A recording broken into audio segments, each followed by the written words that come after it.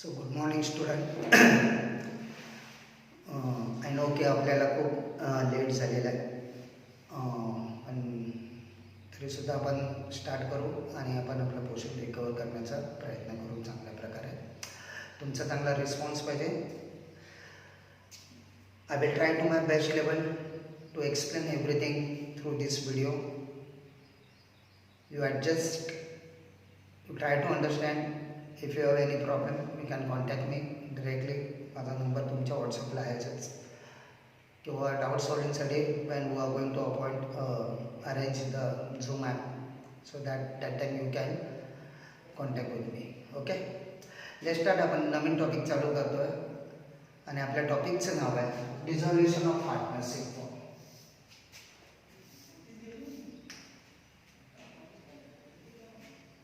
10 मार्क्ससाठी हा क्वेश्चन आपल्याला विचारला जातो. गव्हर्नमेंटने अजून पेपर पॅटर्न दिलेला नाही आहे. गव्हर्नमेंटने आपल्याला टॉपिक फक्त दिलेले आहेत. फक्त 10 मार्क्ससाठी हा क्वेश्चन हा टॉपिक आपल्याला विचारला जातो. ठीक आहे. आधीचा एक व्हिडिओ मी तुम्हाला जस्ट रेफरन्स म्हणून तुम्हाला मी फॉरवर्ड केलेला होता. तुम्ही जर त्याच्यामध्ये रूल्स दिलेले होते आणि अकाउंटिंग सिस्टीम काय असते ते आपल्याला बघायचं होतं, ते आपण बघितलेलं आहे. नाऊ आपण हा टॉपिक चालू करतोय. One of the very good topic. Okay, let's start now. Dissolution of partnership form. इथे शब्द डिझॉल्युशन आहे. Dissolution of partnership form.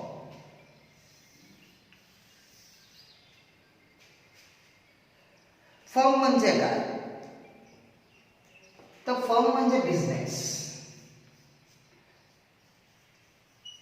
In general लँग्वेजमध्ये. फर्म म्हणजे काय?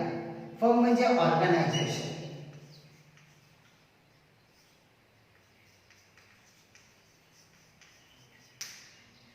पार्टनरशिप फर्म किंवा पार्टनरशिप बिझनेस किंवा पार्टनरशिप ऑर्गनायझेशन.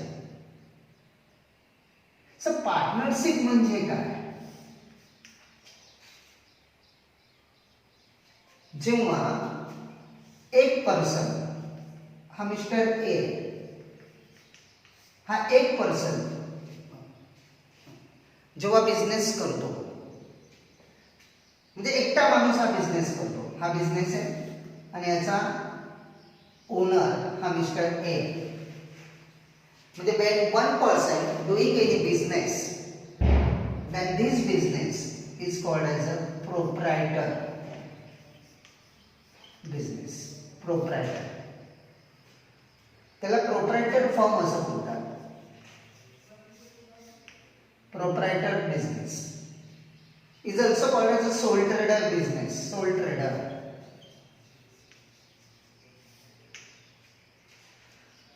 म्हणजे when one person start the business, so he is the owner,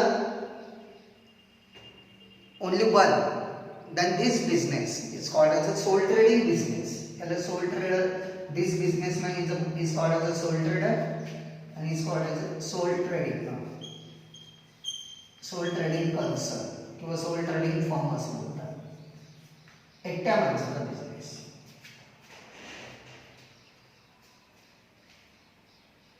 पण जेव्हा एकच माणूस बिझनेस करत असतो ना, तर त्याची कॅपॅसिटी कॅपिटलची कमी असते. त्याची ability to manage the business कमी असते. आणि म्हणून इथे पार्टनरशिपचा जन्म झाला. पार्टनरशिप फॉर्मचा जन्म झाला.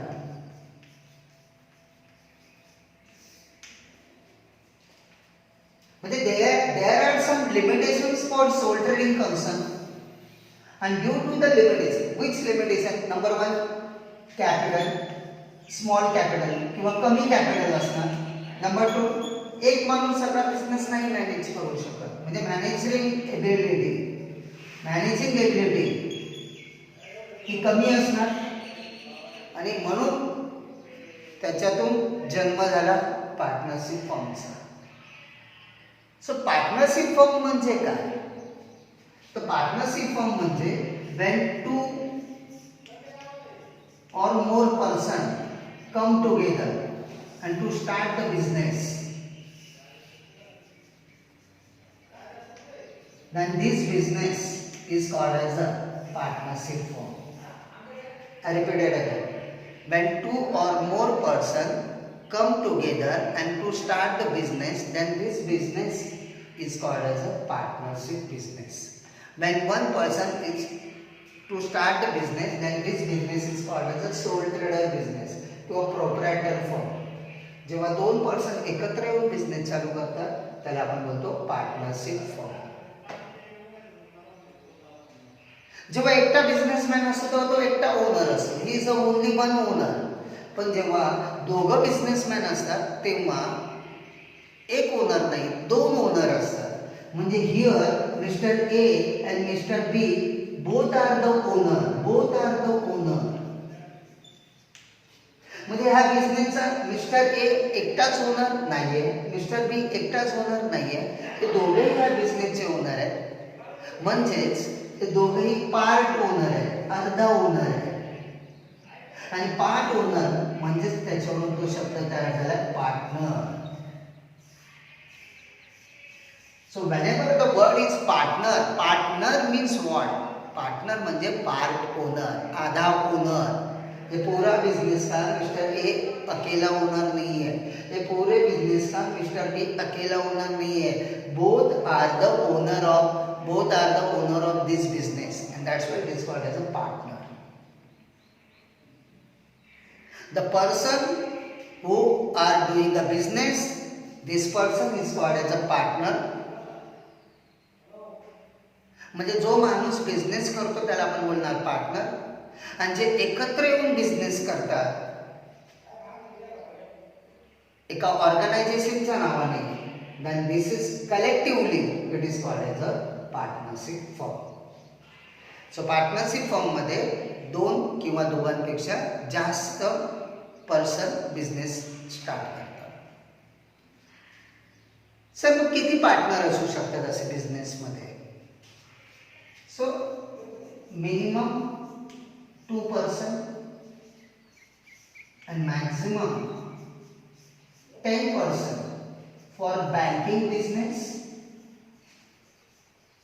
and 20 person for non-banking business. So these are the limitations. Minimum 2 person लागणार पार्टनरशिपसाठी, कमीत कमी 2 पर्सन. आणि मॅक्झिमम किती? जर तुमचा बिझनेस बँकिंग बिझनेस असेल म्हणजे फायनान्शियल इन्स्टिट्यूशन असेल तर 10 लागणार मेंबर. आणि जर बँक सोडून बाकी कोणताही बिझनेस असेल तर 20 लागणार. ठीक आहे. जेव्हा एकटा माणूस बिझनेस करतो सोल ट्रेडिंग तर त्याला कोणत्या कायद्याची गरज नाही लागत. You can also start the business. कोणताही बिझनेस तुम्ही एकटा चालू करू शकता. You need not to take permission from the government also वगैरे काहीच नाही. But while you are going to start a partnership business, yes, there is a rule, there is an act, and that act चं नाव आहे Partnership Act. Partnership Act 1932. If you want to start the business under partnership firm, then it must be regulated as per the Partnership Act 1932. Okay. मी हे का सांगतो, हे general knowledge म्हणून सांगतो आणि तुम्हाला ह्या गोष्टी कळल्या पाहिजे. म्हणजे बेसिक आपण पार्टनरशिपचे आपण टॉपिक चालू करणार आहेत, त्यामुळे तुम्हाला त्या गोष्टी माहिती पाहिजेत. म्हणून मी हे सांगतो की पार्टनरशिप फर्म म्हणजे काय? तर पार्टनरशिप फर्म म्हणजे पार्टनर लोकांचा बिझनेस. म्हणजे जिथे एक नाही 2 किंवा 3 लोक एकत्र येऊन बिझनेस करतात त्याला आपण बोलतो पार्टनरशिप फर्म. ओके. आणि हे पार्टनरशिप ऍक्ट 1932 प्रमाणे मिनिमम 2 मेंबर आहेत, maximum 10 for banking and 20 for non banking.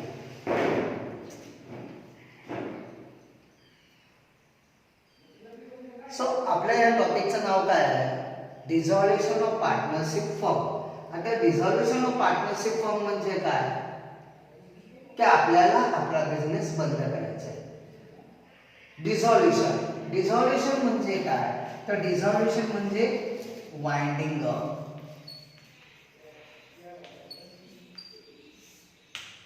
Winding up म्हणजे क्लोज डाऊन. आपल्याला डिझॉल्युशन म्हणजे वाइंडिंग अप म्हणजे क्लोज डाऊन. काय बंद करायचं? Partnership form. पहिला आपण त्या आपल्या टॉपिकच्या नावाचा अर्थ समजून घेऊया की काय. मग तो अर्थ कळला की पुढचं एकदम इझी कळला.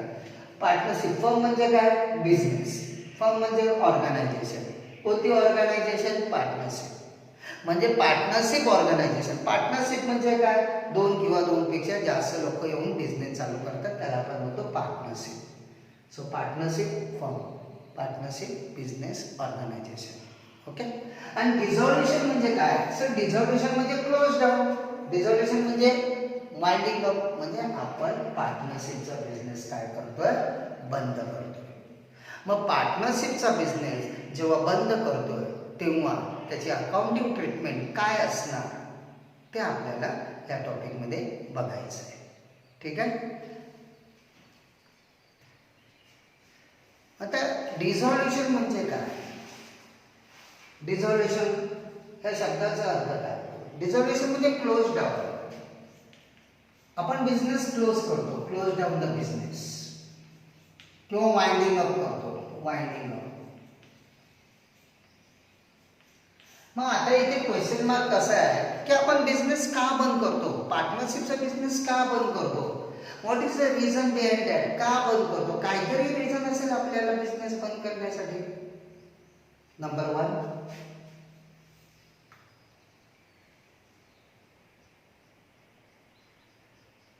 त्यांच्यामध्ये भांडण झालं असेल, dispute among the partner.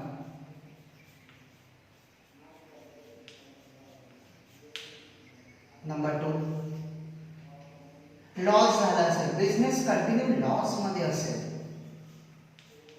Continuous loss,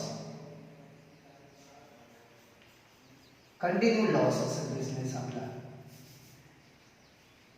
म्हणजे मी पार्टनरशिपचा बिझनेस एवढा चांगला चालू आहे, मग तो मी बंद का करतोय? My be close down the business. May be दोन पार्टनरमध्ये भांडण झालं तर, डिस्प्यूट अमॉंग द पार्टनर, किंवा बिझनेसमध्ये कंटिन्यू लॉस असेल तर, म्हणजे 1 वर्ष झालं, 2 वर्ष झालं, 3 वर्ष झालं, कंटिन्यू लॉस झालं, मग कुठेतरी आपण असं डिसाईड करतो की बस झालं आता, कंटिन्यू लॉस होतोय, आपण आपला बिझनेस बंद करूया. किंवा अदर रिझन कोणते पण असेल, मे बी. आता अदर रिझन कोणतं पण असू शकेल. समजा काही वेळेला आपल्या पार्टनरशिपचा बिझनेस जो असतो ना, हा ठराविक पिरियडसाठी असतो. म्हणजे फॉर एक्झाम्पल हा पार्टनरशिप बिझनेस आहे, पर्टिक्युलर पिरियडसाठी असेल, पर्टिक्युलर पिरियड.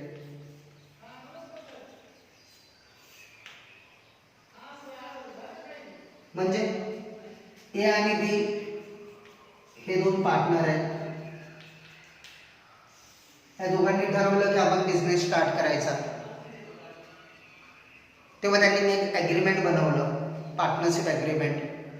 आणि त्या ॲग्रीमेंटमध्ये त्यांनी त्यांचं मेन्शन केलेलं होतं की आपण दोघांनी बिझनेस 10 वर्ष करायचा. 10 वर्षानंतर परत पुढे बघू आपण कंटिन्यू बिझनेस करायचा की नाही करायचा, पण आपण 10 वर्ष बिझनेस कंटिन्यू ठेवायचा. 10 इयर.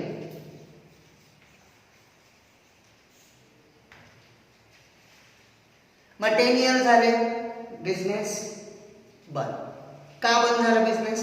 कारण त्यांचा तो टाइम पिरियड होता, तो पिरियड संपला, म्हणून बिझनेस बंद. इथे मी 2 रिझन सांगितले. Dispute among the partner, 2 partner आहेत, आधी चांगलं पटत होतं, आता पटत नाहीये, बंद बिझनेस. किंवा बिझनेसमध्ये कंटिन्यू लॉस होतोय. जेव्हा बिझनेसमध्ये कंटिन्यूअस लॉस होतोय, मग अशा वेळी आपण काय करतो? आपला बिझनेस बंद करतो. किंवा पर्टिक्युलर पिरियड, एक पिरियड असतो, 10 वर्ष झाले, बिझनेस बंद. किंवा अजून काय रिझन असेल, पर्टिक्युलर वर्क,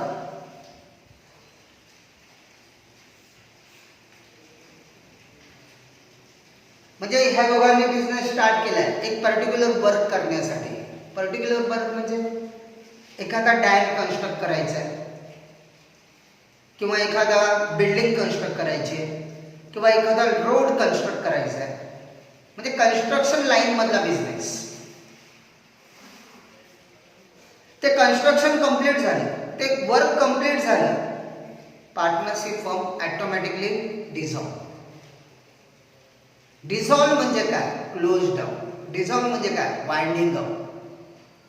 म्हणजे जेव्हा आपला बिझनेस एका पर्टिक्युलर वर्कसाठी असतो, as soon as the work is over, the partnership firm business is automatically closed down. बरोबर आहे, कारण ही पार्टनरशिप आपण फक्त त्या वर्कसाठी प्रिपेअर केलेली. जेव्हा ते वर्क कंप्लीट झालं तो बिझनेस, पार्टनरशिपचा business automatically close. So these are the 4 basic reason why we close down the partnership business. Number 1, dispute among the partner. Number 2, business मध्ये continuous loss over. Number 3, particular period, as soon as the period is over, the partnership business is going to be closed down. And particular 1, as soon as the work is over, the partnership business goes closed down. Is it okay? काय problem? मग आता आपल्याला काय learn करायचं आहे? ह्या topic मध्ये पहिलं काय लर्न करायचं आहे हे तुम्हाला कळलं पाहिजे. आपल्याला ना अकाउंटिंग ट्रीटमेंट लर्न करायची.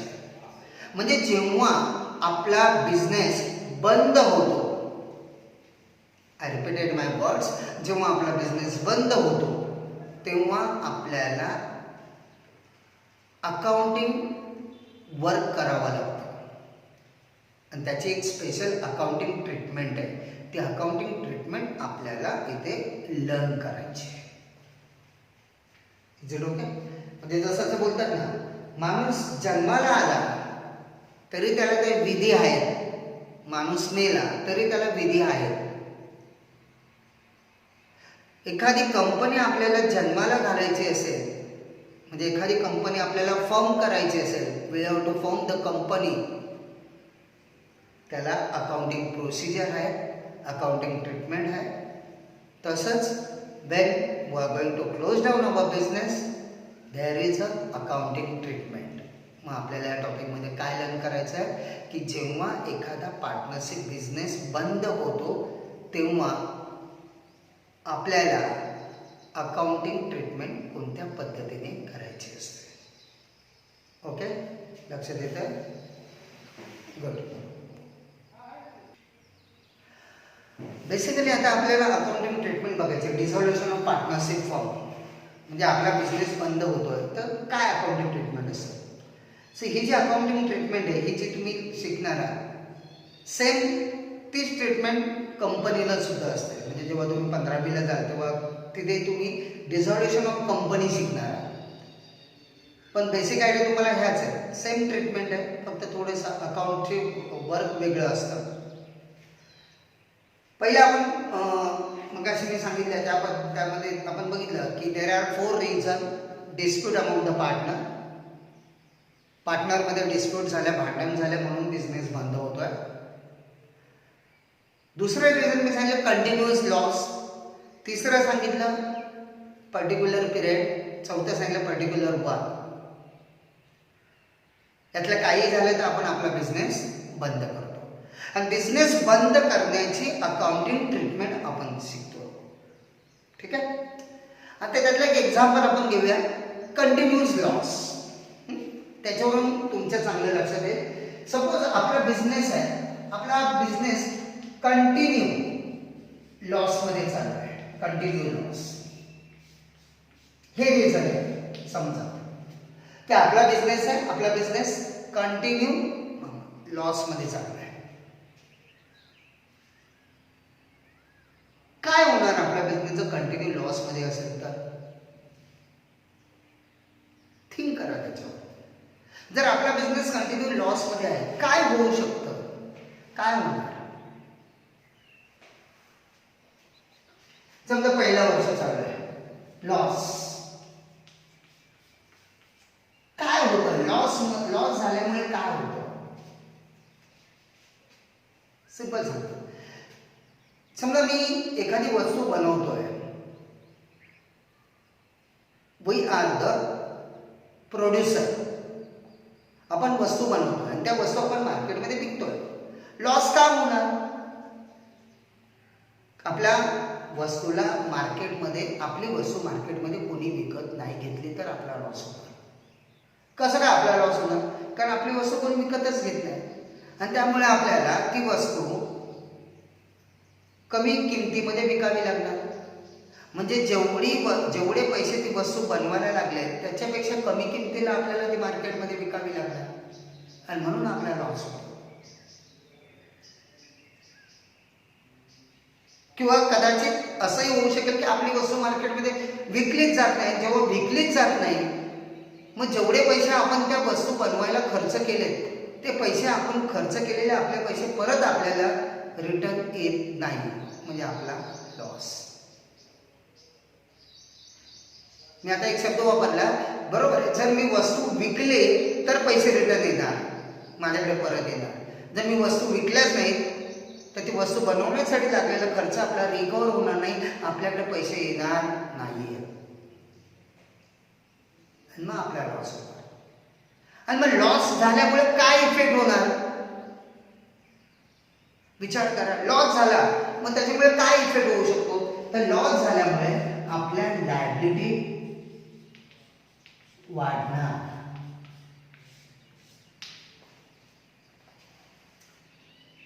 दिस इज अकाउंटिंग नॉलेज. हे फक्त नॉलेज म्हणून तुम्हाला कळलं पाहिजे म्हणून सांगतो मी. Is not a part of our syllabus, पण तुम्हाला एक अकाउंटचं लॉजिक नॉलेज कळलं पाहिजे म्हणून सांगतो. लॉस झाल्यामुळे लायबिलिटी वाढणार. आता लॉस झाल्यामुळे कसं काय लायबिलिटी वाढणार? मला माल विकला नाही, माझ्याकडे पैसे आले नाही. पैसे आले नाहीत त्यामुळे समोरच्या लोकांकडनं मी जे पैसे घेतलेले होते ते त्यांना द्यायचे राहून गेले. म्हणजे समजा मी बँकेकडून लोन घेतलं असेल ते मी परत देऊ शकलो नाही. मी उधारीवर माल घेतला असेल, रॉ मटेरियल, म्हणजे माझा क्रेडिटर, त्याला पैसे द्यायचे ते देऊ शकलो नाही, म्हणजे आपली लायबिलिटी वाढणार. कारण बँक इंटरेस्ट लावणार, इंटरेस्टमुळे लायबिलिटी वाढणार. क्रेडिटर पण इंटरेस्ट लावणार, लायबिलिटी वाढणार.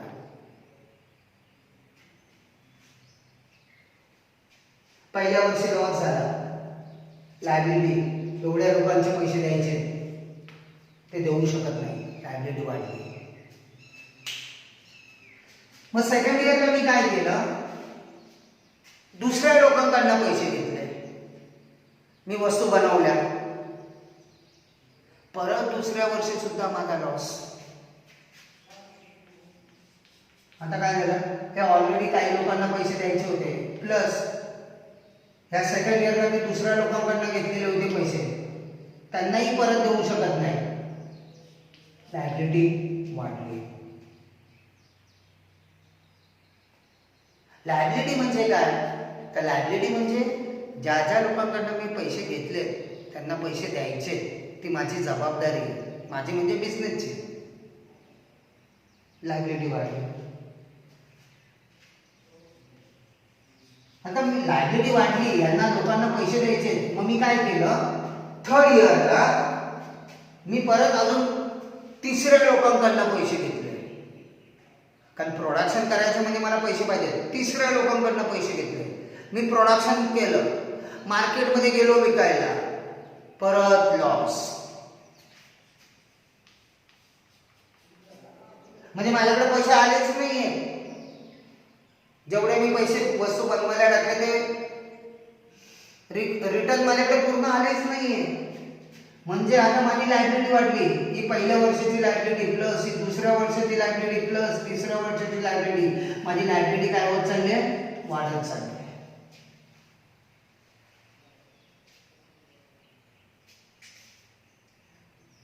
म्हणजे इथे लॉजिक काय सांगायचं आहे की जेव्हा तुमचा बिझनेस कंटिन्यू लॉसमध्ये असतो तेव्हा काय होतं? त्याचा इफेक्ट कसा होतो? आपली लायबिलिटी वाढते. लायबिलिटी म्हणजे काय? लोकांकडनं पैसे घेतले, त्यांना पैसे द्यायचे, ते वाढते. सर पहिल्या वर्षी झालं, दुसऱ्या वर्षी झालं, तिसऱ्या वर्षी पण तसंच झालं. आता प्रॉब्लेम काय झाला? आता प्रॉब्लेम असं झाला, ह्या लोकांचे आपल्याला फोन यायला लागले, आमचे पैसे कधी देणार, यांचे फोन यायला लागले की आमचे पैसे कधी देणार, ह्या लोकांचे फोन यायला लागले की आमचे पैसे कधी देणार. ऑफकोर्स त्यांच्याकडे आपण पैसे घेतले म्हणजे त्यांना परत द्यायचे, ती आपली जबाबदारी आहे, ती आपली लायबिलिटी आहे. आणि मग त्याने आपण डिसाईड केलं, पहिल्या वर्षी लॉस झाला, दुसऱ्या वर्षी लॉस झाला, तिसऱ्या वर्षी लॉस झाला, मग आपण डिसाईड केलं की आपण आपला बिझनेस बंद करूया, to close down the business. हे आपण डिसाईड केलं पार्टनरने. का डिसाईड केलं? Continuous loss. मग लॉस झाल्यामुळे काय झालं? लायबिलिटी वाढली. मग लायबिलिटी वाढल्यामुळे काय झालं? अरे त्यांचे पैसे घेतलेले त्यांना द्यायचे आणि आपला कंटिन्यू लॉस होतोय. मग ते लोक थांबवू शकत नाही एवढे दिवस. दॅन आपण डिसाईड केलं to close down our business. आपण आपला बिझनेस, आपला पार्टनरशिपचा बिझनेस बंद करायचा. का बंद करायचा बिझनेस? लॉस झाल्यामुळे काय झालं? लायबिलिटी वाढली, लोकांचे पैसे द्यायचे वाढले. मग आपण आपला बिझनेस बंद करायचा. मग आता बिझनेस बंद करायचा म्हणजे काय करायचं? बिझनेस लॉक लावायचं आणि पळून जायचं का? नाही. मग त्यांच्या लायबिलिटीचं पेमेंट करायचं आहे, त्यांच्या लायबिलिटी पे करायचे आहेत आपल्याला. मग हे लायबिलिटीचं पेमेंट आपण कसं करणार? बिझनेस बंद करायचं ठरवलं, ठीक आहे, आज आपण आपला बिझनेस बंद करायचा. सर मग बिझनेस बंद करायचा आणि पळून जायचं का? नाही, पळून जाऊ शकत नाही. का नाही जाऊ शकत? कारण ज्यांच्याकडे आपण पैसे घेतलेत ना, त्यांना पैसे द्यायचे. सर मग ते पैसे दिल्याशिवाय आपण जाऊ शकत नाही पुढे. मग त्यांना पैसे देणार कसे? काय करावं लागणार? तुमच्या माइंडमध्ये हे क्लिक झालं पाहिजे. बिझनेस बंद करतोय, लॉक लावायचा, घरी पळून जायचं नाही. बिझनेस बंद करतोय म्हणजेच आपल्याला काय करायचंय तर समोर जेवढ्या लायबिलिटी आहेत आपल्या बिझनेसच्या जेवढ्या liability, I am using the word बिझनेसच्या लायबिलिटी, आपके बिझनेस का जितना लायबिलिटी है वो सब आपको पे करने का है. त्या सगळ्या लायबिलिटी आपल्याला पे करायच्या. हे मग ह्या लायबिलिटी आपण पे कशा करणार? कशा पे करणार? तुमच्या माइंडमध्ये हा प्रश्न पाहिजे. मी बिझनेस बंद करतोय. का बंद करतोय? लॉस झाल्यामुळे लायबिलिटी वाढल्या, सगळे लोक पैसे मागतात. मग ठरवलं बिझनेस बंद करा. बरं, आता त्यांचे पैसे द्यायचे. बिझनेस बंद करायचा, लॉक लावायचा, पळून गेल्याचं, त्यांचे पैसे द्यायचे. मग ते पैसे देणार कसे? हे तुमच्या माइंडमध्ये क्लिक झालं पाहिजे. कसे पे करणार? एकच पर्याय. काय पर्याय? आपण आपल्या बिझनेसच्या प्रॉपर्टी म्हणजेच आपण आपल्या बिझनेसच्या असेट सोल्ड करायच्या आणि त्या असेट विकून जे पैसे येतील ते पैसे आपण लायबिलिटीचं पेमेंट करायला वापरायचं. I repeated again. आपण काय करायचं? आपण आपल्या बिझनेसच्या असेट सोल्ड करायच्या. असेट सोल्ड केल्यानंतर जे पैसे येतील त्याच्यातून आपण लायबिलिटीचं पेमेंट करायचं. I repeated again. आपण काय करायचं? बिझनेस बंद करायचा. बिझनेसमध्ये जेवढ्या असेट म्हणजे प्रॉपर्टी असेल बिझनेसची ती विकायची. त्याच्यातून जे पैसे येतील त्या पैशातून आपण लायबिलिटीचं पेमेंट करायचं.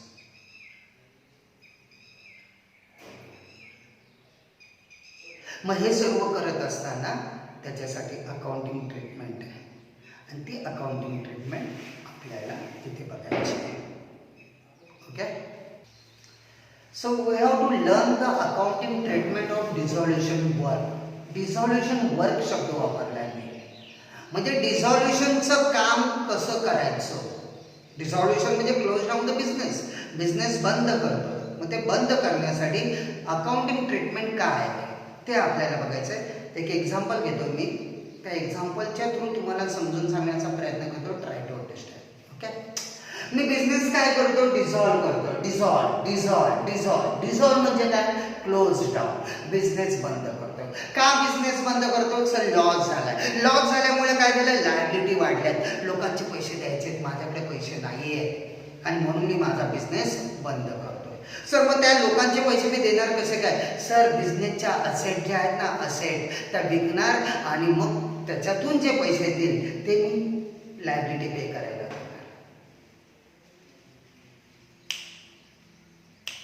म्हणजे त्याचा अर्थ ज्या दिवशी मी बिझनेस बंद करतोय ना त्या दिवसाची मला बॅलन्स शीट माहिती पाहिजे. बघा मी काय वर्डिंग वापरलंय, सगळ्यात पहिले कळलं पाहिजे. ज्या दिवशी मी बिझनेस बंद करतोय त्या दिवसाची मला बॅलन्स शीट माहिती पाहिजे. To know the balance sheet as on the date of dissolution. जिस दिन हम लोग बिजनेस डिसॉल्व कर रहे हैं उस दिन का हम लोग को बैलेंस शीट मालूम होना चाहिए. To know the balance sheet as on the dissolution date. का सर बॅलन्स शीट का माहिती पाहिजे? सर बॅलन्स शीट म्हणजे काय? पहिले आपण ते बघूया. 11वीला फायनल अकाउंटमध्ये बॅलन्स शीट म्हणजे काय हे तुम्ही बघितलेलं असेल, पण परत एकदा जी लोक नवीन असेल त्यांच्यासाठी मी परत एकदा सांगेल. बॅलन्स शीट म्हणजे काय? एक मी नेहमी ॲज युजल एक्झाम्पल देतो. तुम्हाला माहिती असेल ते आन्सर शीट म्हणजे काय? आन्सर शीट म्हणजे काय? आन्सर शीटचा अर्थ काय होतो? ज्याच्यावर ज्या पेजवर आपण आन्सर लिहितो त्याला आपण बोलतो आन्सर शीट. शीट म्हणजे one piece of paper. Sheet म्हणजे एक piece of paper. Answer sheet म्हणजे ज्याच्यावर तुम्ही आन्सर लिहिता त्याला आपण बोलतो आन्सर शीट. मग बॅलन्स शीट म्हणजे काय? तर बॅलन्स शीट म्हणजे ज्या पेजवर आपण बॅलन्स लिहितो, ज्या पेजवर आपण आन्सर लिहितो त्याला आपण बोलतो आन्सर शीट. मग ज्या पेजवर आपण बॅलन्स लिहितो त्याला आपण बोलतो बॅलन्स शीट. मग आता प्रश्न असा आहे, सर कोणती बॅलन्स लिहितो आपण? अकाउंटचे बॅलन्स लिहितो आपण. सर कोणत्या अकाउंटचे बॅलन्स लिहितो? अकाउंट किती आहेत मला सांगा? 4 आहेत. कोणते 4 अकाउंट आहेत? इन्कम, एक्सपेंडिचर, असेट आणि लायबिलिटी. असे एकूण 4 लेजर अकाउंट आहेत. 4 अकाउंट आहेत.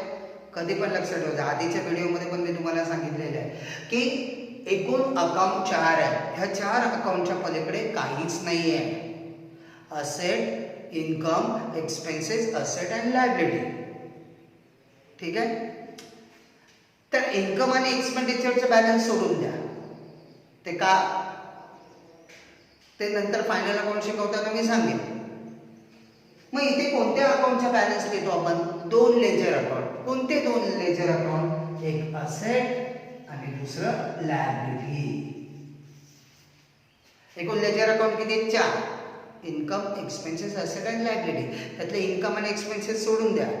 असेट आणि लायबिलिटी हे जे 2 लेजर अकाउंट आहेत त्या 2 लेजर अकाउंटचे बॅलन्स आपण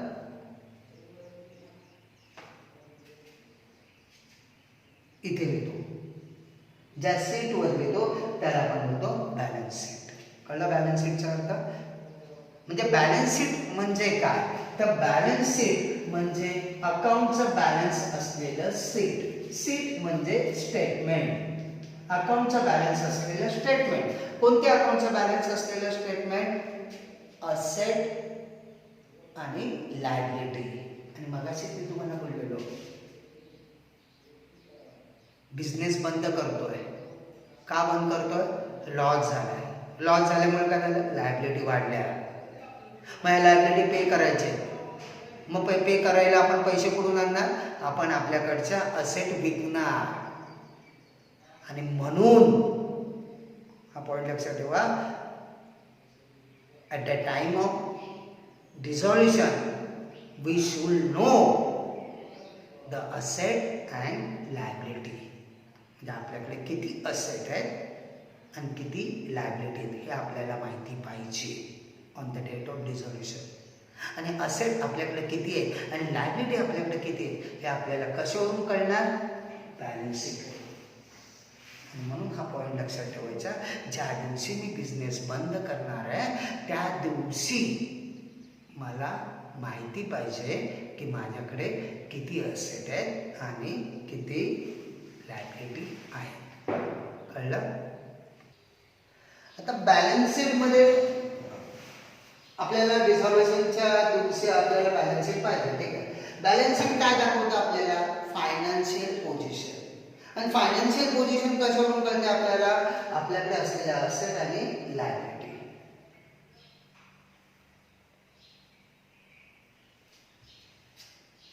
म्हणजे बॅलन्स शीट म्हणजे काय? तर अकाउंटचं बॅलन्स असलेलं शीट. कोणत्या अकाउंटचं? असेट्स आणि लायबिलिटी. म्हणजे बॅलन्स शीट वरून आपल्याला काय कळणार आहे की आपल्या लायबिलिटी किती आहे आणि आपल्या असेट किती आहे. कारण आपल्याला काय करायचं आहे? लायबिलिटी पे करायची आहे. लायबिलिटी पे कशा करणार? असेट विकून पैसे येणार. म्हणजे आपल्याला माहिती पाहिजे आपल्याकडे किती असेट आहे आणि आपल्याला माहिती पाहिजे आपल्याकडे किती लायबिलिटी आहे. आणि हे कशावरून कळणार? बॅलन्स शीटवरून. आणि म्हणून आपल्याला काय माहिती पाहिजे? Balance sheet. बॅलन्स शीट काय आहे? अकाउंटचं बॅलन्स असलेलं स्टेटमेंट. कोणत्या अकाउंटचं बॅलन्स असलेलं स्टेटमेंट? असेट आणि लायबिलिटी. आता बॅलन्स शीटमध्ये हे जेवढे नावं दिलेत ना हे सगळे काय आहेत? हे सगळे अकाउंट आहेत. जसं building account, machinery account, furniture account, debtors account, bill receivable account, cash account. म्हणजे ह्या सगळ्या आपल्या असेट आहेत. हे सगळे अकाउंट आहेत आणि हे त्या अकाउंटचे बॅलन्स आहे. बिल्डिंग अकाउंटचा बॅलन्स आहे 5 लाख. म्हणजे आपल्याकडे जी बिल्डिंग आहे ना त्या बिल्डिंगची व्हॅल्यू 5 लाख आहे. मशिनरी अकाउंट म्हणजे आपल्याकडे जी मशीन आहे ना त्या मशीनची व्हॅल्यू 3 लाख आहे. फर्निचर अकाउंट म्हणजे आपल्याकडे जे फर्निचर आहे ना त्याची व्हॅल्यू 1 लाख. डेटर्स अकाउंट आपल्याकडे जे डेटर्स आहे त्या डेटरची व्हॅल्यू 1 लाख. म्हणजे हे अकाउंटची नाव आहेत आणि हे त्या अकाउंटची व्हॅल्यू आहे. कॅपिटल अकाउंट ए आणि बी बरोबर आहे, पार्टनर्स आहेत. ए आणि बी हे 2 पार्टनर आहेत आणि हे दोघांचं ते कॅपिटल अकाउंट आहे. Reserve account, creditor account, bank loan account, bills payable account. So ह्या आपल्या सगळ्या असेट आहेत आणि ह्या आपल्या सगळ्या लायबिलिटीज आहेत. ठीक आहे. आता एक जनरल नॉलेज म्हणून सांगतो, हे तुम्हाला माहिती पाहिजे. काय जनरल नॉलेज? Liability side. ह्या ज्या लायबिलिटी आहेत ना ह्या लायबिलिटी याच्यामध्ये 2 लायबिलिटी आहेत. 2 प्रकारच्या लायबिलिटी. कोणत्या 2 प्रकारच्या? एक इंटरनल लायबिलिटी आणि एक external liability. Sir internal liability म्हणजे काय आणि एक्सटर्नल लायबिलिटी म्हणजे काय?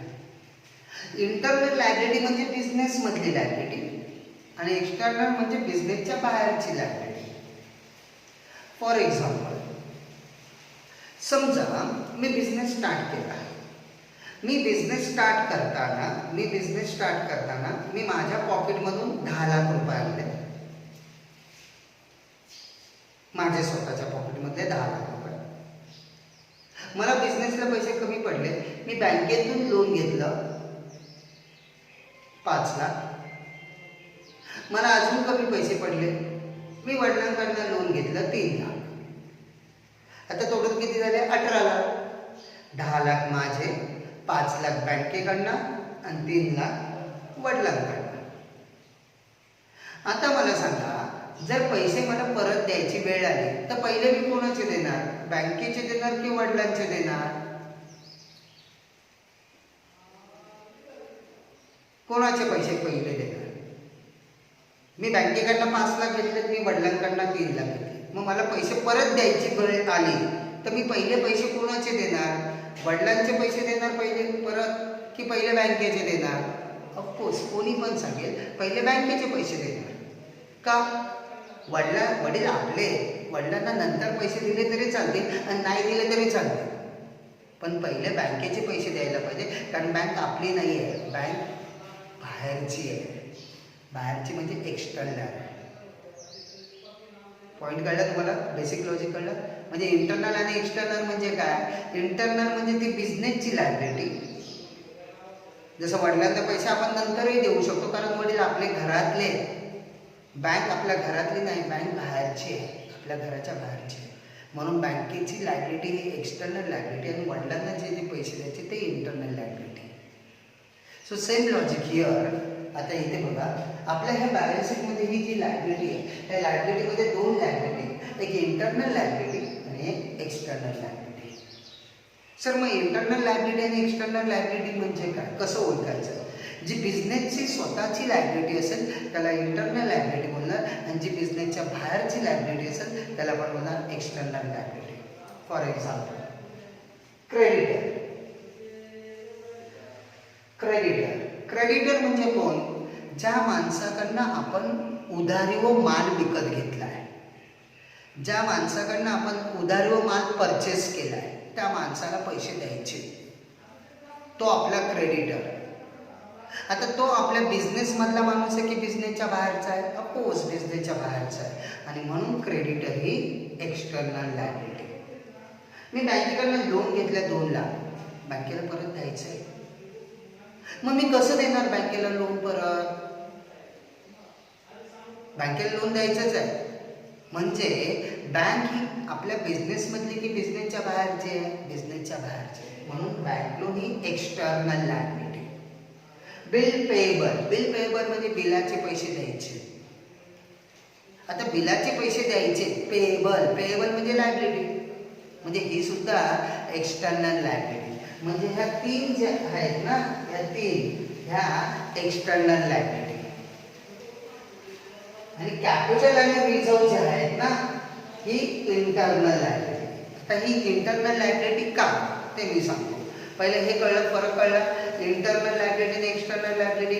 एक्सटर्नल म्हणजे बाहेरचे लोक, म्हणजे बिझनेसच्या बाहेरच्या लोकांना ज्यांना पैसे द्यायचे त्याला आपण बोलणार एक्सटर्नल लायबिलिटी, आणि बिझनेस मधल्याला ज्याला पैसे द्यायचे त्याला आपण बोलणार इंटरनल लायबिलिटी. आता कॅपिटल ही इंटरनल लायबिलिटी का? त्याचं लॉजिक, हा मिस्टर ए आहे, हा मिस्टर बी आहे. त्या दोघांनी ठरवलं की आपण हा बिझनेस स्टार्ट करायचा. मग बिझनेस स्टार्ट करण्यासाठी एनी किती रुपये आणले? 2 लाख. बीनी किती रुपये आणले? 2 लाख. एनी 2 लाख आणले, बीनी 2 लाख आणले. याचा कॅपिटल म्हणून, तुम्हाला माहिती आहे कॅपिटल म्हणजे काय? Anything invested into the business is called as a capital. Any किती आणले बिझनेसमध्ये? 2 लाख. बीनी किती आणले? 2 लाख. म्हणजे एचं कॅपिटल किती? 2 लाख. बीचं कॅपिटल किती? 2 लाख. म्हणजे टोटल बिझनेसचं कॅपिटल किती? 4 लाख. ठीक आहे. मी तुम्हाला पहिल्यापासून सांगितलेलं आहे की आपण अकाउंट लिहिताना, अकाउंट कोणाचं लिहितो आपण? बिझनेसचं. बिझनेसचं अकाउंट लिहितो, मग आपण थिंक कोणाच्या पॉईंट ऑफ व्ह्यू करायचा? बिझनेसच्या. मग आता बिझनेसच्या पॉईंट ऑफ व्ह्यू थिंक करा. You think from the point of view of business. आता बिझनेसच्या पॉईंट ऑफ व्ह्यू थिंक करा. मी बिझनेस आहे, त्या बिझनेसचे ए आणि बी पार्टनर आहे. एने किती आणले बिझनेसमध्ये? 2 लाख. बीने किती आणले? 2 लाख. हे यांना परत द्यायचंय, हो द्यायचंय. कधी देणार? तुम्हाला आठवत असेल 11वीला आपण सांगितलेलं कॅपिटल कधी परत देतो आपण? At the time of winding up of the business. आणि आता आपण काय करतो? बिझनेस बंद करतो, म्हणजे ऑफकोर्स आताच देणार. म्हणजे ही बिझनेसची काय आहे? लायबिलिटी आहे. Capital is a liability of business, कारण ते घेतलेले पैसे त्यांना परत द्यायचे. Now you think here, he liability आहे नो डाऊट, पण ही इंटरनल लायबिलिटी. कसं काय इंटरनल लायबिलिटी? पैसे कोणाला द्यायचे? ए ला. ए कोण आहे? पार्टनर, म्हणजे बिझनेस मधला. बी कोण आहे? पार्टनर, बिझनेस मधला. म्हणजेच याचा अर्थ एचं कॅपिटल आणि बीचं capital is called as a internal liability. Easily okay. आणि हे जे बाकीचे जे आहे याला मी बोलणार एक्सटर्नल लायबिलिटी. मग मला सांगा, मग मी पैसे परत देताना पहिले कोणाचे पैसे देणार परत? ए आणि बी ला देणार की बँकेला देणार? बँकेला देणार. म्हणजे जेव्हा मी बिझनेस बंद करणार तेव्हा सगळ्यात महत्त्वाचं पहिलं की आपण काय करणार आहे, आपण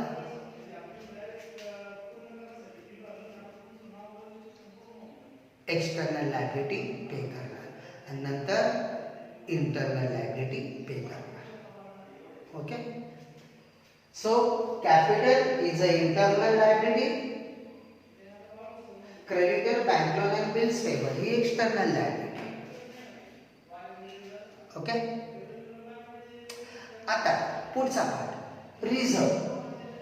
सर रिझर्व म्हणजे काय? पहिलं हे कळलं पाहिजे. What you mean by the reserve? Reserve म्हणजे काय? पहिलं हे कळलं पाहिजे. मग आपण ठरवायचं रिझर्व इंटरनल लायबिलिटी की एक्सटर्नल लायबिलिटी. पहिलं रिझर्व म्हणजे काय? रिझर्व म्हणजे काय? रिझर्व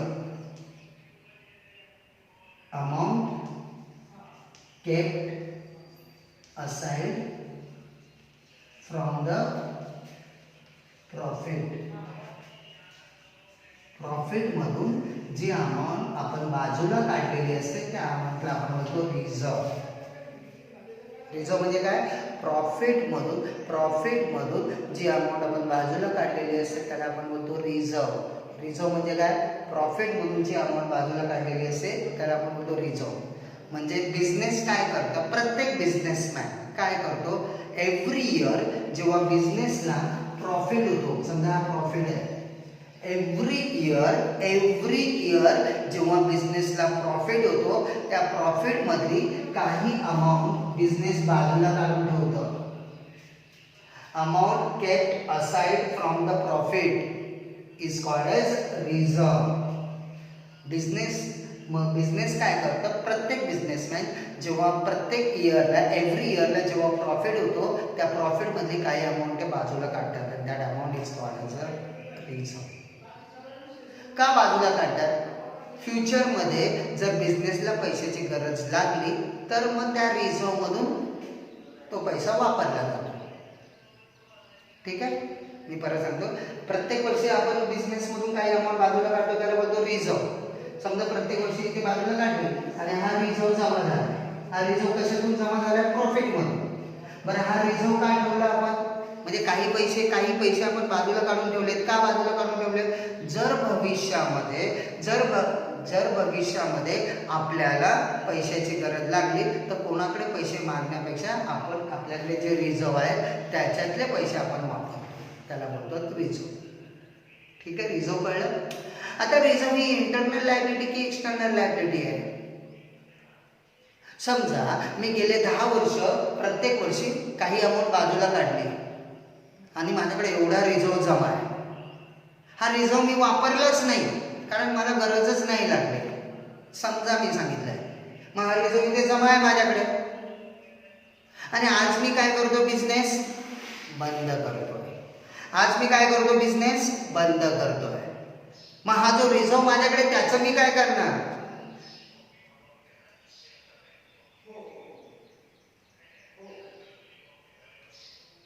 त्या रिझर्वचं काय करणार? तो रिझर्व आपण देऊन टाकणार.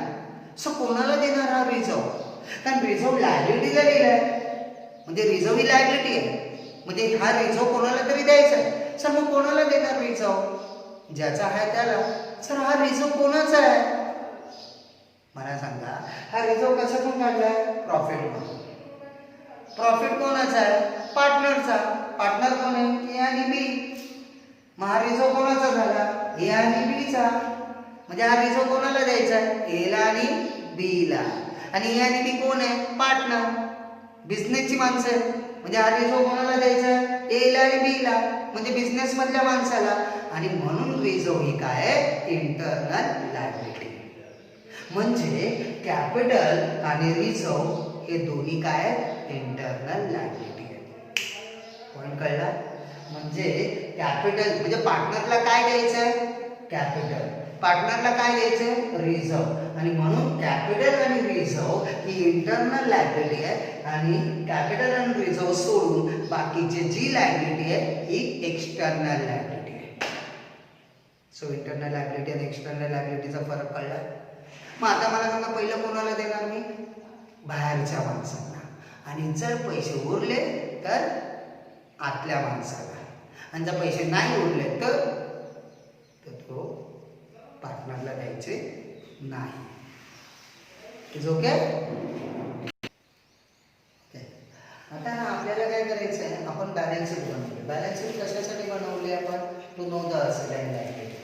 रिझर्वेशन आपण का बंद करतो? कारण आपल्याला लायबिलिटी पे करायची आहे. लायबिलिटी पे करायची आहेत म्हणून आपल्याला असेट माहिती पाहिजे. म्हणून असेट आणि लायबिलिटीसाठी आपण बॅलन्स शीट बनवली. ठीक आहे. आताच आपण एक्सप्लेनेशन दिलं की लायबिलिटी दोन आहेत, एक इंटरनल आणि एक एक्सटर्नल आहे. पहिलं आपण काय करणार आहे? एक्सटर्नल लायबिलिटी पे करणार आणि जर पैसे उरले तर इंटरनल लायबिलिटी पे करणार. बघा मी शब्द रिपीट करतो. पहिलं काय करणार आहे आपण? एक्सटर्नल लायबिलिटी पे करणार आणि जर पैसे उरले तर इंटरनल लायबिलिटी पे करणार. ठीक आहे. आता एक त्याचं वर्कआउट आपण इथे बघूया. समजा ही आपली बिल्डिंग आहे. Building, machine, furniture, debtors, bill, receivable, cash. हे जे आहे ते मी इथे लिहिले. एक इझी समजायला पाहिजे म्हणून हे जनरल नॉलेजसाठी मी सांगतो. या सगळ्या बुक व्हॅल्यू. बुक व्हॅल्यू म्हणजे काय? तर बुक व्हॅल्यू म्हणजे आपल्या अकाउंटच्या बुकमध्ये जी व्हॅल्यू आहे त्याला आपण बोलतो बुक व्हॅल्यू किंवा त्याला दुसऱ्या शॉर्टकटमध्ये बॅलन्स शीट व्हॅल्यू. शॉर्टकटमध्ये बीव्ही बोलतात. बीव्ही म्हणजे बुक व्हॅल्यू. बुक व्हॅल्यू म्हणजे बॅलन्स शीट व्हॅल्यू. समजा ही बिल्डिंग ही 5 लाख आहे. Machine, furniture, debtors, bill, receivable, cash. आणि ही liability creditor 3 lakh, bank loan 2 lakh, bill receivable 1 lakh. म्हणजे ह्या सगळ्या असेट आणि लायबिलिटी मी इथे लिहिल्यात या बुक व्हॅल्यू. बुक व्हॅल्यू म्हणजे balance sheet value. Book value म्हणजे अकाउंटच्या बुकमध्ये जी व्हॅल्यू आहे ती, आपल्या बुकमध्ये जी व्हॅल्यू आहे ती ते इथे लिहिल्या. बरोबर. आता इथे मी घेताना मी एक्सटर्नल लायबिलिटी घेतली आहे. मी परत सांगतो, हे मी जनरल नॉलेजसाठी सांगतो, समजून घ्यायचा प्रयत्न करा. आता ह्या बुक व्हॅल्यू आहे, ह्या असेट आहेत आणि ह्या लायबिलिटीज आहेत. या सगळ्या मी बुक व्हॅल्यू लिहिलेल्या आहेत तिथे. ही असेट, ही बुक व्हॅल्यू, हे सगळं ह्या लायबिलिटी, ह्या बुक व्हॅल्यू लिहिलेल्या आहेत. बरोबर आहे. बुक व्हॅल्यू म्हणजे आपल्याकडे ह्या असेट आहेत आणि ही त्याची व्हॅल्यू आहे. ही लायबिलिटी आणि ही त्याची व्हॅल्यू आहे. ओके. आता आपल्याला लायबिलिटी पे करायची आहे. मग आपण लायबिलिटी पे कशा करणार? असेट विकून जे पैसे येतील त्याच्यातून लायबिलिटी पे करणार. बरोबर. एकदम लक्षपूर्वक आहे का? बिल्डिंग, किती रुपयाची बिल्डिंग आहे माझ्याकडे? 5 लाख. माझ्याकडे बिल्डिंग कितीची आहे? 5 लाख. ही 5 लाखाची बिल्डिंग मी 5 लाखाला विकली म्हणजे माझ्याकडे किती रुपये आले? 5 लाख. सोडलेलं आहे. 3 लाखाची बिल्डिंग, मशीन मी कितीला विकली? 3 लाखाला. 1 लाखाची फर्निचर कितीला विकलाय? 1 लाखाला. 1 लाखाचं डेटर्स कितीला मिळालंय? 1 लाख. Bill receivable 50,000, 50. कॅश 50,000, 50. म्हणजे टोटल माझ्याकडे किती रुपये आले? आता 11 लाख रुपये आले. म्हणजे मी काय केलं? त्या असेटची जी व्हॅल्यू आहे, त्या असेटची जी व्हॅल्यू आहे त्याच व्हॅल्यूला ती असेट मी विकली. एक्झाम्पल देतोय, समजून घ्या. ती असेट ज्या किमतीची आहे ती त्याच किमतीला विकली. 5 लाखाची असेट 5 लाखाला विकली. 3 लाखाची 3 लाखाला. 1 लाखाचं फर्निचर 1 लाखाला विकलं. डेटर्स 1 लाख 1 लाखाला विकलं. बिल रिसिवेबल 50,000, 50,000 आणि कॅश 50,000. म्हणजे टोटल माझ्याकडे असेट विकून किती आले? 11 लाख. आणि आता मी काय करणार? लायबिलिटी पे करणार. 3 लाखाचं क्रेडिटर आहे, मी किती पेड केले? 3 लाख. 2 लाखाचं बँक लोन आहे, मी किती पेड केले? 2 लाख. 1 लाखाचं बिल्स पेबल आहे, मी किती पे केले? 1 लाख. म्हणजे 11 लाखातून 3, 2, 5, 1, 6 लाख गेले. 5 लाख माझ्याकडे उरले. मी असं विकून किती रुपये आले माझ्याकडे? 11 लाख. लायबिलिटी पेड केल्या. आता किती उरले माझ्याकडे? 5 lakh. Point to be noted आहे. माझ्याकडे किती उरले? 5 लाख. सगळ्या असेट विकून किती रुपये आले? 11 लाख. इथे मी सोड लिहिलंय म्हणजे असेट विकल्या ह्या किमतीला. माझ्याकडे टोटल किती आले? 11 लाख. मी लायबिलिटी पे केल्या. किती रुपयाच्या लायबिलिटी पे केल्या? 6 लाखाच्या. उरले किती 5 लाख. हे 5 लाख जे माझ्याकडे उरले म्हणजे ह्या एक्सटर्नल लायबिलिटी पे करून माझ्याकडे किती उरले 5 लाख. एक्सटर्नल लायबिलिटी पे करून माझ्याकडे किती उरले 5 लाख. आणि या 5 लाखाला मी बोलणार रिअलायझेशन प्रॉफिट. काय बोलणार realisation profit. Sir realisation profit म्हणजे काय. ह्या असेट आणि लायबिलिटी पे करून ह्या असेट आणि लायबिलिटी पे करून जो मला प्रॉफिट झाला that profit is called as a realisation profit. आणि आता मला 5 लाख उरलेत माझ्याकडे. या 5 लाखाला मी बोलणार रिअलायझेशन प्रॉफिट. आता हा प्रॉफिट मी काय करणार म्हणजे हे जे 5 लाख उरले हे मी उरलेत माझ्याकडे 11 लाख माझ्याकडे जमा झाले असेल विकून. हे 5 लाख उरले. हे 5 लाख मी काय करणार इंटरनल लायबिलिटी पे करायला वापरणार. आणि माझ्या इंटरनल लायबिलिटी किती आहेत बघा. कॅपिटल 2 लाख, बेचं 2 लाख म्हणजे टोटल 4 लाख आणि रिझर्व 5 लाख. माझ्याकडे इंटरनल लायबिलिटी किती 5 लाख. या 5 लाखातून हे 5 लाख गेले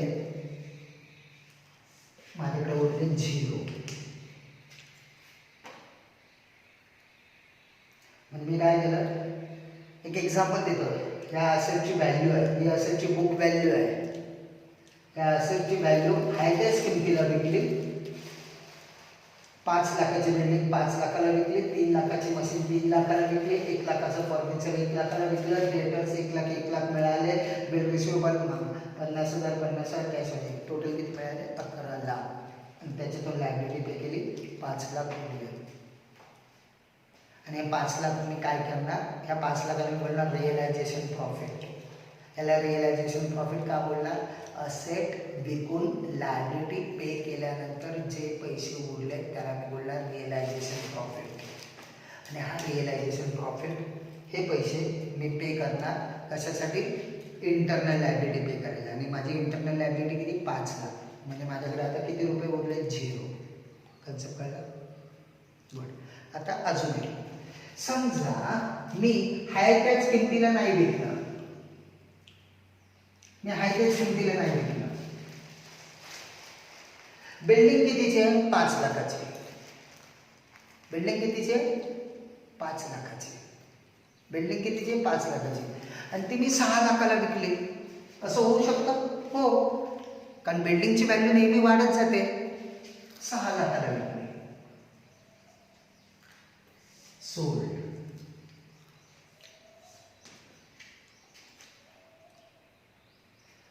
तीन लाखाची मशीन आहे 1 लाखाला विकली.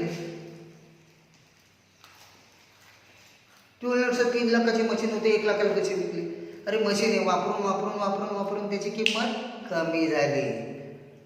माझी ती जी 3 लाखाची जी व्हॅल्यू आहे ती त्याची कॉस्ट प्राइस आहे. ती मशीन घेतलेली होती तेव्हाची प्राइस आहे. आज त्या मशीनची किंमत मार्केटमध्ये विकायला गेलो तर 1 लाखच मिळतात. कळलं. म्हणजे मला इथे काय सांगायचं आहे काही असेटची व्हॅल्यू आहे त्याच्यापेक्षा जास्त किमतीला विकलं जाईल. काही असेटची व्हॅल्यू आहे त्याच्यापेक्षा कमी किमतीला विकलं जाईल. फर्निचर 1 लाखाचं आहे. मी फर्निचर विकायला गेलो कोणी घेतलंच नाही का खराब झालं होतं फर्निचर. मग भंगारवाल्याला विचारलं तो पण बोलला काहीच नाही मिळणार. म्हणजे फर्निचर विकून आपल्याकडे काहीच नाही आले. म्हणजे अर्थ कळला याचा नाही कळला सांगतो.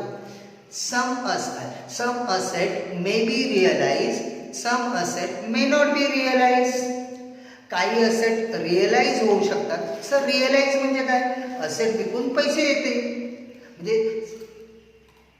म्हणजे some asset may be realise some asset may not be realise. काही असेट विकून पैसे येतील काही असेट विकून जास्त पैसे येतील काही असेट विकून कमी पैसे येतील. Some asset may be realise some asset may not be realise. मग फर्निचर विकून मला काहीच नाही आले. डेटर्स 1 लाख यायचे होते. डेटर्स म्हणजे काय पैसे यायचे. डेटर्स म्हणजे पैसे यायचे. मला 1 लाख यायचे होते त्यातले 60,000 झाले बाकीचे नाही आले. बिल रिसिवेबल 50,000 यायचं होतं, त्यातले 20,000च आले, 30,000 नाही आले. कॅश 50,000 ही आहे माझ्याकडे. म्हणजे सगळ्या असेट विकून माझ्याकडे किती आले? 6 आणि 1 7 7 7 5 2 7 7 13 8 किती आले? 8,30,000. Are you getting that? म्हणजे सगळ्या असेट विकून माझ्याकडे किती रुपये आले? 8,30,000. आता लायबिलिटी. क्रेडिटरला किती द्यायचे होते? 3 लाख, बरोबर. तर क्रेडिटरला 3 लाख द्यायचे होते. मग मी क्रेडिटरकडे गेलो, त्याच्याकडे रडलो की क्रेडिटर माझे ना थोडे पैसे कमी कर, माझ्याकडे पैसे नाही आहेत, मी बिझनेस बंद करतो, माझ्या असेट विकून मी तुला पैसे देणार आहे, तर थोडे पैसे कमी कर. मग क्रेडिटरवाला बोलला ठीक आहे, 3 लाख द्यायचे ना, मला 2,50,000 दे.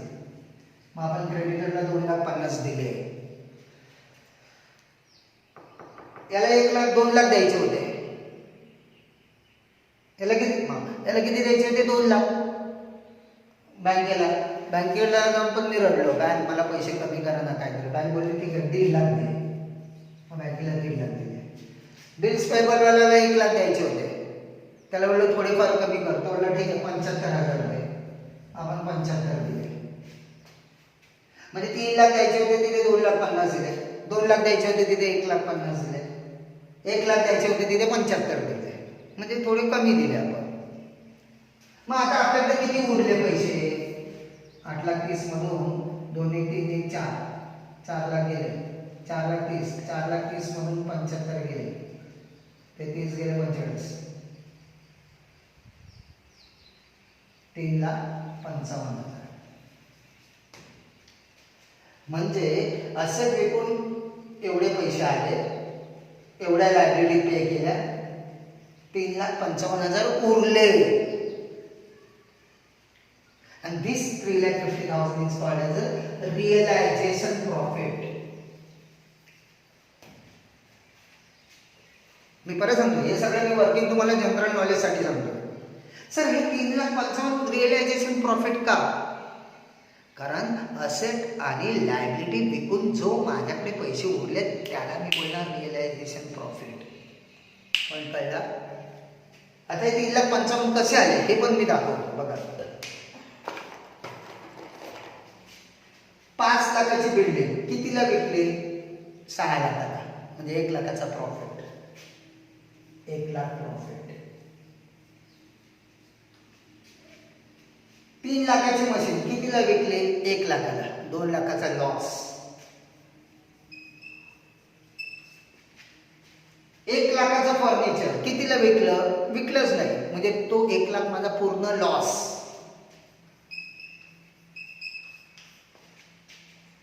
1 लाखाचं डेटर्स कितीला विकलं? 60,000ला, म्हणजे 40,000चा लॉस.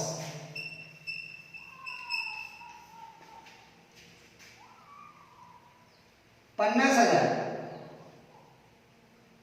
कितीला झालं? 20,000, म्हणजे 30,000चा लॉस. इथे काहीच नाही.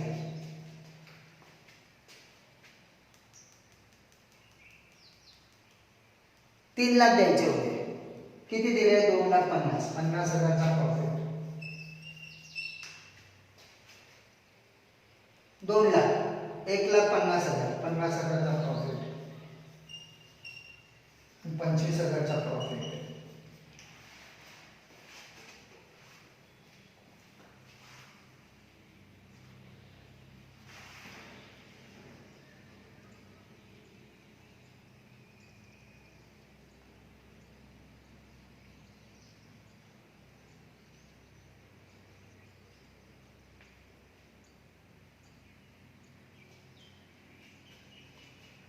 आता ह्या 5 लाखामधून 3,55,000 जर वजा केले तर 5 लाखामधून, म्हणजे जर तुम्ही इथे बघितलं ही 11 लाखाची माझ्याकडे बिल्डिंग आहे, 11 दुने 3 2 5, 5 लाख उरले. या 5 लाखातून जनरली सांगतो,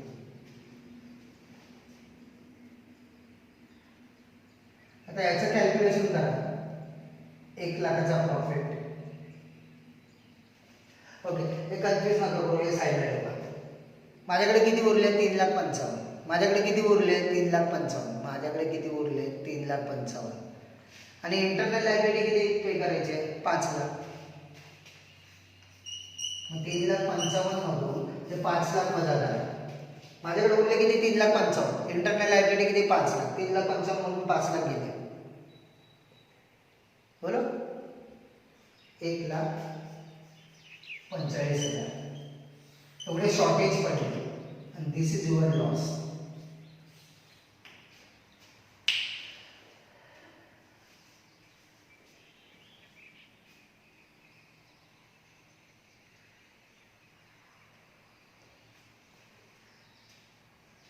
म्हणजे असेट आणि लायबिलिटी विकून माझ्याकडे असेट आणि लायबिलिटी विकून माझ्याकडे असेट विकून किती आले? 8,30,000. लायबिलिटी पे केलं 3,55,000. 8,30,000 मधून 3,55,000 गेले. 8,30,000 मधून ही लायबिलिटी पे केली, 3,55,000 राहिले. एवढे पैसे राहिले माझ्याकडे. आता इंटरनल लायबिलिटी किती मला सांगा? 5 लाख. 3,55,000 मधून 5 लाख गेले. 1,45,000 आपला loss. And this loss is called as a realization loss.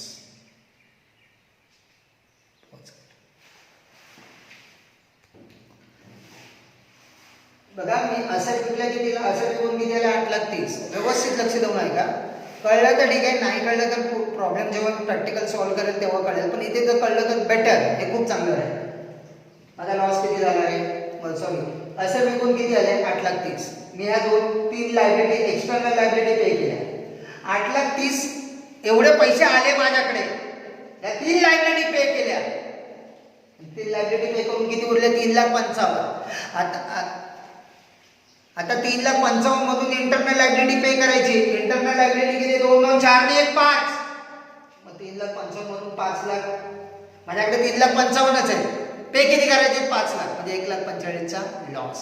आता 1,45,000चा लॉस कसा आला ते क्रॉस व्हेरीफाय दाखवा. 5 लाखाची हे कळलं तुम्हाला? हा 1,45,000चा लॉस कळला तुम्हाला? 1,45,000चा लॉस कळला का? गुड. 3,55,000 राहिलेले माझ्याकडे. 5 लाख पे करायचे होते. मी 3,55,000 देऊ शकलो. म्हणजे 1,45,000चा लॉस झाला माझा. डिसॉल्युशन मध्ये 1,45,000चा लॉस. आणि this loss is bear by partner. आता हा लॉस कसा आला? क्रॉस व्हेरीफाय करून दाखवा. 5 लाखाची बिल्डिंग कितीला विकली? 6 लाखाला. 1 लाखाचा प्रॉफिट. 3 लाखाची मशीन 1 लाखाला विकली, 2 लाखाचा लॉस. 1 लाखाची विकलीच नाही, 0. 1 लाखाचा लॉस. 1 लाख यायचे होते, 60,000 आले, 40,000 नाही आले, लॉस. 50,000, 20,000, 30,000चा लॉस. 3 लाख द्यायचे होते, 2,50,000 दिले, 50,000चा प्रॉफिट. 2 लाख द्यायचे होते, 1,50,000 दिले, कमी दिले, म्हणजे 50,000चा प्रॉफिट. 1,75,000, 25,000चा प्रॉफिट. आता या सगळ्यांचं कॅल्क्युलेशन करा. 50,50, 1 लाख, 1,25,000, 1 लाख, 2,25,000 प्रॉफिट. म्हणजे ह्या डिसॉल्युशनच्या वर्क मध्ये मला प्रॉफिट झाला 2,25,000. ओके. आता लॉस किती झाला? 3,70,000चा लॉस झाला. श्री स्वामी समर्थ. 3,70,000चा लॉस झाला. 3,70,000चा लॉस झाला. 2,25,000चा प्रॉफिट. जे प्लस केले ते प्रॉफिट आहे, जे ब्रॅकेट मध्ये टाकले ते लॉस आहे. 3,70,000 मधून 2,25,000 वजा करा. 1,45,000चा लॉस. क्रॉस ही फिगर आणि ही फिगर बघा. टॅली हे जनरल नॉलेज आहे. हे नाही करायचं आपल्याला, पण हे तुम्हाला माहिती पाहिजे, कळलं पाहिजे की हा लॉस कसा आला. तर हा लॉस असा आला. Is it okay? व्हिडिओ व्यवस्थित लक्ष देऊन परत एकदा ऐका. दिस इज अ बेसिक व्हिडिओ. अजून याच्यानंतरचा मी एक व्हिडिओ घेणार आहे, त्याच्यामध्ये ॲक्च्युली आपण प्रॉब्लेम कसा सोडवायचा ते त्याच्यामध्ये शिकणार आहोत. हा व्हिडिओ फक्त मी याच्यासाठी बनवला आहे की तुम्हाला कळलं पाहिजे, की बेसिक कळलं पाहिजे. की एक्झॅक्टली काय करायचं आहे. याच्यातून काय क्लिअर झालं, सगळ्या असेट विकल्या जातीलच असं नाहीये. Some asset may be sold, some asset may not be sold, but liability must be paid. पण लायबिलिटी तुम्हाला पे करायचीच आहे. Okay, thank you very much.